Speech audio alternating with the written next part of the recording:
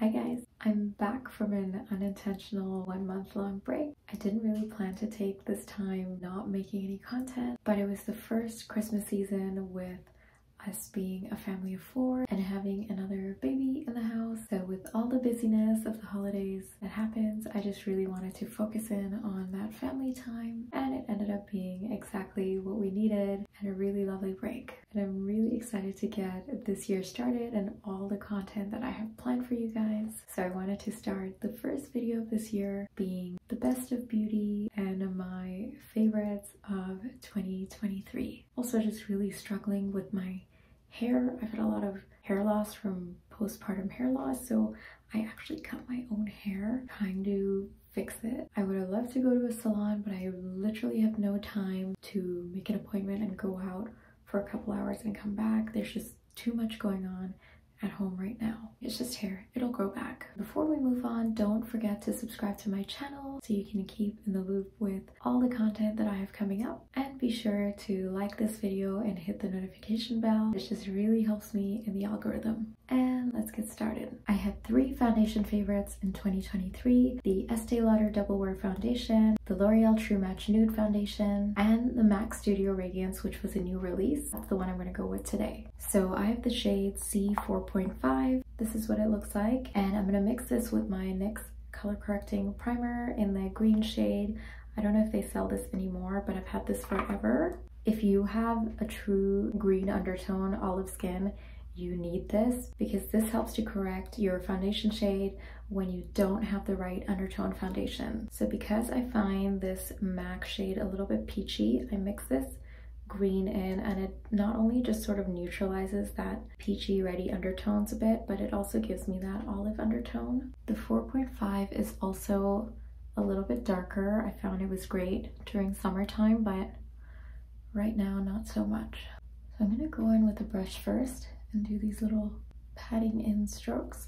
This is such a gorgeous underrated foundation. I honestly don't know why more people haven't talked about it, or maybe, I don't know, it just wasn't in my radar that people were talking about it. I did a review video on this and you can go watch it, but you see how gorgeous that foundation is? It just evened everything out tone-wise and texture-wise. This is supposed to be like a skincare or serum-based foundation, and in my review I did mention that this definitely feels like skincare on my skin, in the sense that it feels really hydrating and comfortable, but it doesn't feel greasy or heavy. It just feels like it goes on and it plumps up the skin, makes everything look luminous and beautiful, but not luminous in a greasy way. You can see how it just looks healthy and plump and gorgeous. And then I'm going to press everything in with a sponge just to make sure there are no brush strokes.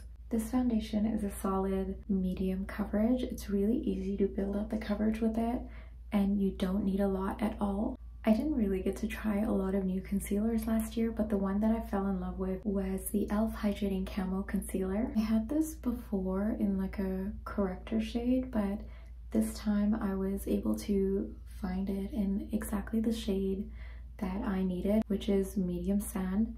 And I honestly don't really color correct underneath my foundation anymore, or even underneath my concealer. I just try to find the concealer with the right undertone, which is like warm yellow with a little bit of oranginess to it.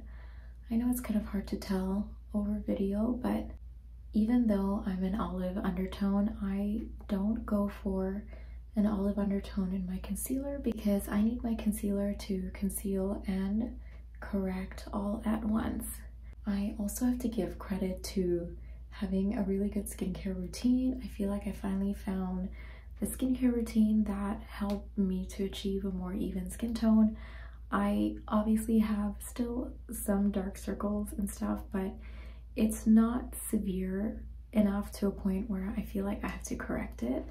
And maybe that's also in combination with not having enough time to do makeup anymore because I have 2 kids. But what I've been looking for in the perfect concealer for me is something that's creamy and hydrating and full coverage, so I don't have to use a lot, so it wears well and doesn't crease too much. and also with the right undertone. The closest thing I would compare this concealer to is the Dior Forever Skin Correct Concealer, where it's just so full coverage and so creamy and beautiful. So it's great for dry skin types. I would say probably mature skin as well. If you're combo or oily, you could probably use this. You just have to prep well and powder enough. Honestly, it is so good, and it just rivals all my high-end concealers. Like, you can't go wrong with this one. So I didn't have to use a lot, but it concealed and brightened and corrected everything so amazingly, and my skin still looks luminous and fresh and healthy, and nothing looks cakey. So lately I actually don't conceal my eyelids anymore because I like to use my natural pigmentation as sort of an eyeshadow base, and it really just cuts down my eyeshadow and makeup time. And I'll show you guys how I deal with my eyeshadow later. Probably one of the biggest blessings of a release last year has been the Patrick Ta Bronzer Duo new shade She's Bronzed. This is easily my favorite bronzer of all time. I love that it comes with the cream and powder in the same compact. It makes my whole bronzer routine so much faster. And I actually love that about all his palettes with the foundation and the blush duos and everything. The formulation is amazing. The creams are just so buttery, and you see it just blends away like nothing. But it's the shade that I love so much about this bronzer, because he finally came out with this warmer shade for medium skin tones. And this has probably been the most perfect bronzer shade combination for a cream and powder bronzer that I've ever had. I love that it's not super pigmented. Like, it's pigmented, but it's not super punchy, so it's really easy to build up, and it ends up giving you a really soft and classy finish. I thought I would only like this in the summertime because I usually don't like bronzers that are very warm. I like a more neutral bronzer, but this tone is not too warm. Like, it doesn't have too red of an undertone, so it actually does an amazing job of bronzing and warming up a medium olive skin tone without making you look like that ghastly orange. And then I'm gonna go in with that powder and just press that over top. It's so soft, like it doesn't build up in a heavy way, and I feel like this is so forgiving. I love seeing a luxury or high-end product that gives you a high-end finish, but it is also so beginner friendly and keeping everything light. I'm not really trying to go glam or anything today, but who knows, I might get carried away.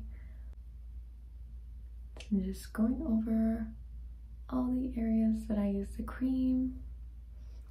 I feel like I have the same process every single time, and I don't know if you guys are getting bored of it. Let me know if you have requests to see anything different. So here's what I do for my eyes. On a normal everyday makeup, I'll just take my bronzer and I take it over that pigmentation, and it not only ties in all the tones together of the bronzer, and it also sort of evens out like the blotchiness or veininess that you can see on your upper eyelids, so it all looks uniform and brightened. And I didn't have to put any concealer or primer on there and worry about even more cakiness or texture. But obviously, if you want a longer lasting eye look, you could use a clear eye primer. While we're on face products, I just have to mention another favorite, which is the Hourglass Ambient Lighting palette from their holiday collection, and this is in Leopard. This is the most stunning color story, especially for medium olive skin tones. I love that you get a warm and a cool option for blushes. The bronzer tone is perfect. I won't ramble on too long about this palette, but if you've used the Hourglass powders, you know how special they are, how unique they are. They give you just the most filtered, ethereal look to your skin. I have done a demo and a review of this palette on a previous video that I've done. It's my winter makeup routine video. I'll link that down below for you guys if you want to check that out. The only reason I'm not using it today in this video is because I barely used it since I got it. Not because it isn't good, but because the palette wouldn't fit in my everyday makeup container. I feel like I just always forgot about it, but I definitely plan to make good use out of it this year. Next is blush, which was an easy win for me, and that is the Patrick Ta Blush Duo in the shade She's Blushing. Excuse my beaten up brush, but I love this blush shade so much that I did a Christmas time giveaway where I gave away this blush. To me, there's no shade and no formula like this blush duo that I've ever tried before. So I'm doing Patrick's method where he goes in with the powder first, and I promise you this gives the most unreal finish, and you'll see at the end. This is like the perfect nude blush, but it's also got a pinky finish. So it looks amazing on literally any skin tone. Probably won't show up if you have a very deep skin tone, but anyone from medium to lighter skin tones, this is gonna be amazing. And again, his formulas just blend so beautifully. Like, this one is so pigmented. I've barely tapped it into the product and it builds up color incredibly well and also blends out so well that you don't have to do a lot of work. Before I go in with the cream, I do have to powder down and set my concealer. I haven't used this powder a ton this year because it's mainly been in my pro kit, but it is the best powder that I've ever used. It is the Givenchy Prisme Libre in the shade Voile Rose. Voile Rose, how do you pronounce it? It's in their pink undertone shade. This powder and shade went viral this year, and so I had to definitely jump on it. Now, I would normally prefer a warmer or peachier undertone powder because of my skin tone, but this powder is so sheer and so light that it doesn't show up as harsh pink on my olive skin tone. So as you can see, I got some really nice brightening, but it didn't give me like a weird ashiness or white cast. Bear in mind, if you are of maybe a slightly deeper complexion than me, it might show up a little bit ashy. But for me, this shade works really well, and I'm not using a lot. I have dry skin, so I don't use a ton of powder. I think maybe if you did have to use a lot of powder, this might show up a little bit more ashy on your skin tone if you have medium skin. But this also blurs and just beautifully mattifies the skin, but it doesn't make you look dry at all. It's just so seamless. And now I'm gonna go in with the cream blush in the Patrick Ta Blush Duo. And I've literally just did one dab on my makeup sponge and just lightly patting it on. Look at that. I swear, every time I wear this, I will always give you this panning because look at that finish. You don't even need a highlighter, but it just gives you the most insane healthy glow and sheer wash of color. I mean, sheer but pigmented at the same time. I don't know. It makes it really hard to not want to go pick up every shade of this blush formula, which I definitely need to get a couple more of. And here's the magic. It is the perfect blush. If I could only have one blush in the entire world, this is the one that I would keep. Now, not that this look needs a highlight, but I can't not mention this one because this was my favorite highlighter purchase of all time. It is the Dior Backstage Highlighter Face Palette. I'm just gonna mix this gold and pink. This is a beautiful, smooth highlighter. It's not gonna look super pigmented at first, and it's really easy to build up, and it's everything that I love in makeup product, my taste, which is that it looks natural and effortless and high-end. I feel like you can't tell with the glow I already have on the skin, so I'm just mixing the gold and white shade here, and I'm gonna hit the inner corner. Like, when you use a denser brush, you can get such a punch out of this product. I'm gonna highlight the brow bone and also a little on the cupid's bow. I didn't mention what I did for my brows, and I finally found the brow products that work magic for my stubborn brows this year. It was actually Bay Brow that sent me their stuff to try out. I didn't have high hopes for this brow wax. Like, I don't have high hopes for any brow product because my brows always fall, but you can see that I've made a really good dent in there, and I've used up so much of this because this is the only product right now that really holds my brows up and doesn't let them fall. I have very thin sparse brows, so this is a really big deal. So the other thing that I've been using was the NYX Lift and Snatch Brow Pen, and I've actually been using this for years, but this gives me the most feathery hair-like strokes.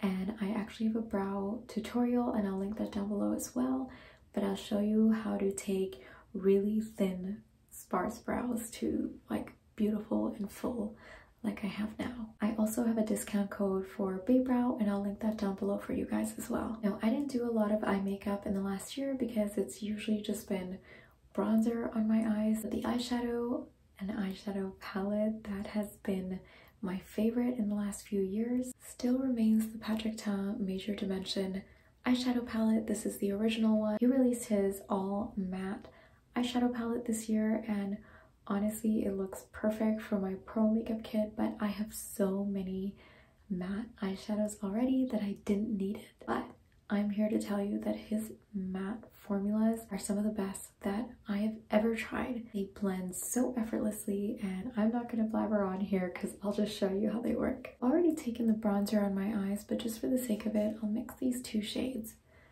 And I'm going to sweep this all over the top lid. Still a really beautiful color, but do you see how effortlessly it blended out, and it's so blurred out, and there's not a lot of fallout, but it's just really soft and stunning. I'm not going to do a very complicated eye look here today, just something simple. Also, the cream eyeshadows that he has in here are so underrated, and they're so good. I use them pretty much on every single client that I get. They're really beautiful, long-lasting, creamy base for your eyeshadows. Wow, I wasn't even recording, but I basically took that darker cream shadow and I'm using that as a cream liner. And this does have a long-lasting stay to it, so it's gonna sort of set down. I really didn't need to do a wing that crazy, but whatever, that was an accident, so I'll just keep going. All of his products have such a beautifully luxurious feel to it, and the way that the consistencies are, everything just blends and melts so effortlessly. I've just smudged that a bit on the lower lash line, and then I'm just taking a little bit of this deep brown and this deep sort of auburn color and setting that all in. And then I'm taking this like bronzy shimmer topper and just pressing that onto the eyes.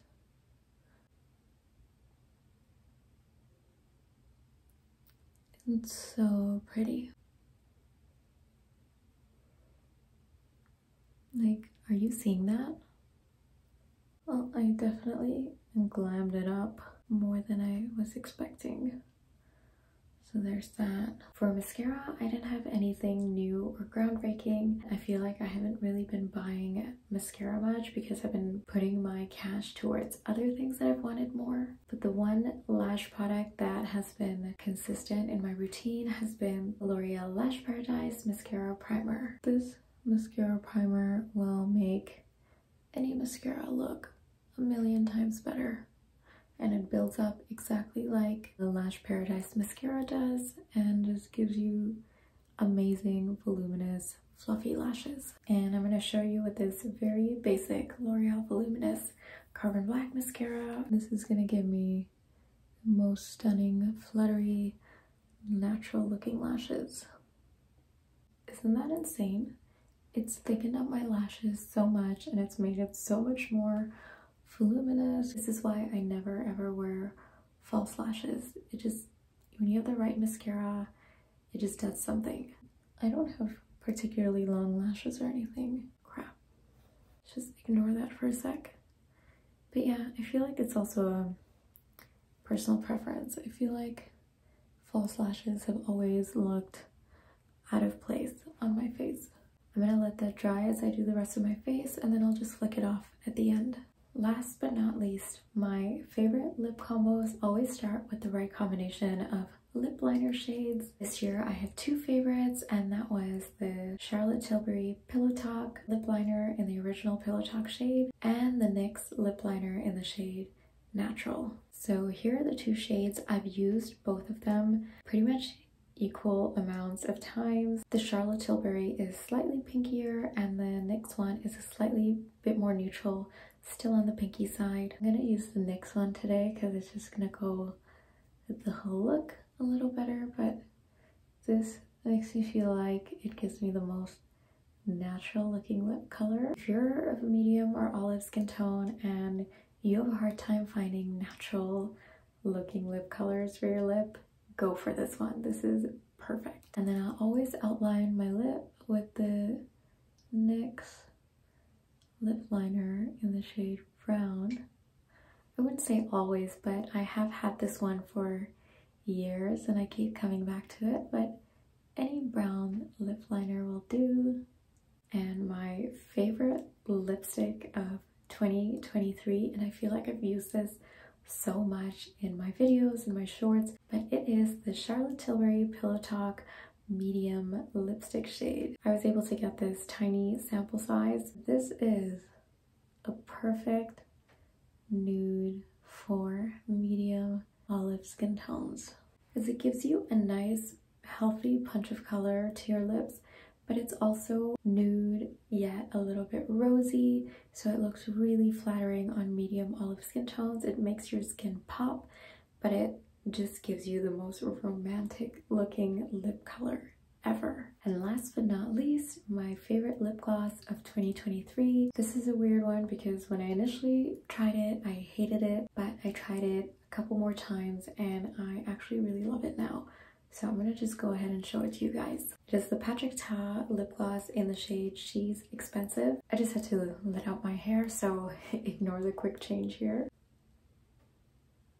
Look at that shine. And this one does have gold flecks in it, so you get this extra wet, out of this world shimmer look. It honestly really just does look expensive. I don't have any lip glosses that give me this effect. Granted, I don't think I have any other lip glosses that have like the shimmery flecks in it, but it really does look expensive. So there you guys have it, a full face of my favorites from 2023. I hope this all speaks for itself as to how incredible all of these products and shades are. Let me know what products you loved in 2023. I'd love to hear it down below in the comments. Now I'm gonna wash all this off and head right to bed. Thank you guys again for watching and sticking around till the end of this video. I'll see you guys next time. Bye!